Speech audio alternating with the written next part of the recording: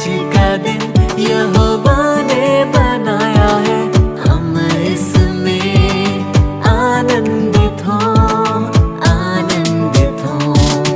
आज का दिन यहोवा ने बनाया है, हम इसमें आनंदित हो, आनंदित हो।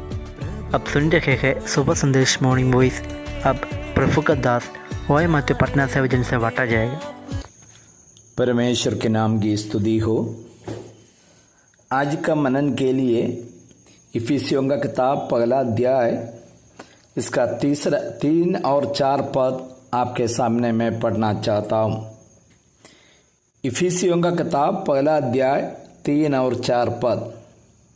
हमारे प्रभु यीशु मसीह के परमेश्वर और पिता का धन्यवाद हो कि उसने हमें मसीह में स्वर्गीय स्थानों में सब प्रकार की आत्मिक आशीष दी है, जैसा उसने हमें जगत की उत्पत्ति से पहले उसमें चुन लिया कि हम उसके लिए प्रेम में पवित्र और निर्दोष हो।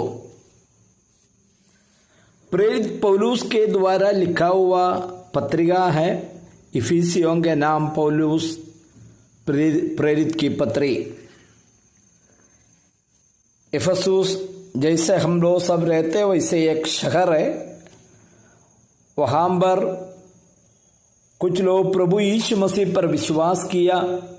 एक स्थानीय मंडली खड़ा हो गया। पौलुस और उसके भाइयों के साथियों के द्वारा इस कलीसिया का स्थापना हुआ था। अभी पौलुस ने उस कलीसिया में पत्रिका लिख करके उनका आत्मिक उन्नति के लिए बातें कर रहा है। उन्होंने सबसे पहले बताया पौलुस की ओर से जो परमेश्वर की इच्छा से यीशु मसीह का प्रेरित है। उन्होंने बताया इस पत्रिका में लिख रहा हूं और मैं प्रेरित हूं, ये परमेश्वर की इच्छा से है। प्यारे भाइयों, हम लोग आज जो है ये परमेश्वर की इच्छा है। हम अपने से कुछ भी हमें बदल नहीं सकता है। हमारे अंदर में ऐसा कोई ताकत नहीं है हम अपने को बदले। यदि बदलने का ताकत है तो हम सब बहुत ऊंचे विचार में सबसे ऊंचा पद को चुन सकता था, लेकिन प्रभु ने हर एक व्यक्ति को अपना अपना जगह पर रखा है ताकि दुनिया ठीक से चले। हम पौलुस ने बता रहे कलीसिया में जो प्रभु का लोगों के बीच में मैं प्रभु यीशु मसीह के इच्छा के अनुसार प्रेरित बन गया है। इसके बाद उन्होंने बताया उन पवित्र और मसीह यीशु में विश्वासी लोगों के नाम जो इफिसुस में हैं। पौलुस बता रहे मैं एक प्रेरित है। पौलुस ने मुझे यीशु मसीह ने मुझे प्रेरित के रूप में चुन लिया। इसके बाद बता रहा उन पवित्र और मसीह यीशु में विश्वासी लोग, जो व्यक्ति प्रभु यीशु मसीह पर विश्वास करते हैं, बाइबल बताता है परमेश्वर का संतान बन जाता है। जितनों ने उस पर विश्वास किया वो परमेश्वर का संतान बन गया। संतान बनने का अधिकार दिया, जो यूहन्ना रचित समाचार पहला अध्याय का 12वां पद में हम लोग पढ़ते हैं। लेकिन यहाँ पर एक और विशेष बात बता रहा, केवल संतान के रूप में नहीं बता रहा, विश्वासी तो सच्चे लेकिन पवित्र लोग है। यह साधारण रीति में समझना मुश्किल पड़ जाता है। किसको पवित्र कह सकता है इस दुनिया में? किसके अंदर में ऐसा पवित्रता है जो परमेश्वर चाहता है लोग ऐसा कोई है?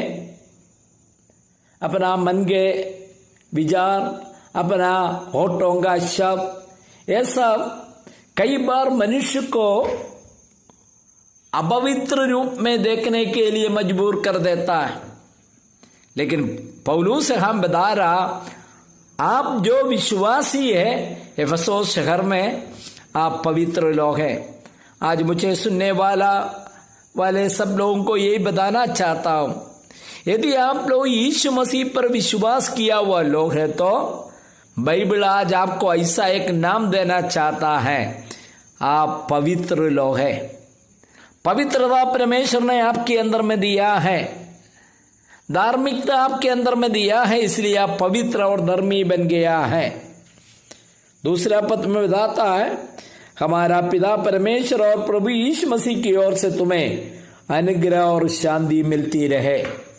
आप पवित्र विश्वासी है, एफेसोस में रहते हैं और पौलुस चाहते हैं कि उनको अनुग्रह और शांति मिलते रहे।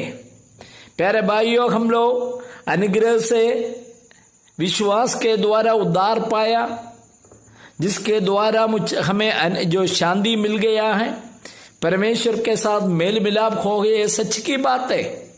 लेकिन दैनिक जीवन में एक मसीह जीवन बिताने के लिए मुझे अनुग्रह और शांति का जरूरत है। हम पर वही पौलुस ने बताया, यदि आपका जीवन में यदि विजयी मसीह जीवन बिताना है तो परमेश्वर का अनुग्रह और शांति जरूरी है।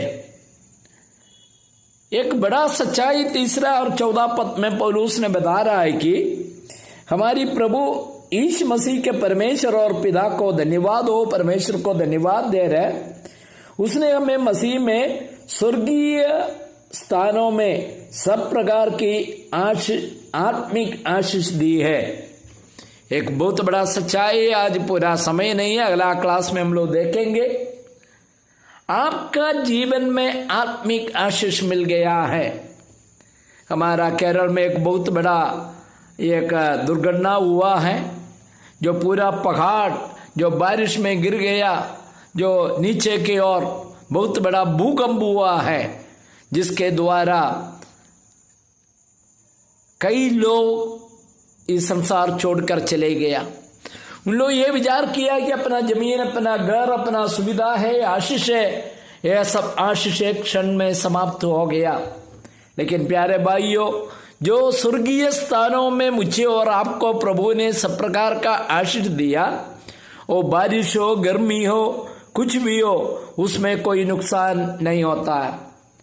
ये कहते हुए मैं समाप्त करना चाहता हूं, आपको परमेश्वर ने आत्मिक आशीषों से भरपूर किया, इसलिए हम परमेश्वर को धन्यवाद कहें, धन्यवाद के एक जीवन बिताए। परमेश्वर के नाम की स्तुति हो, आमीन।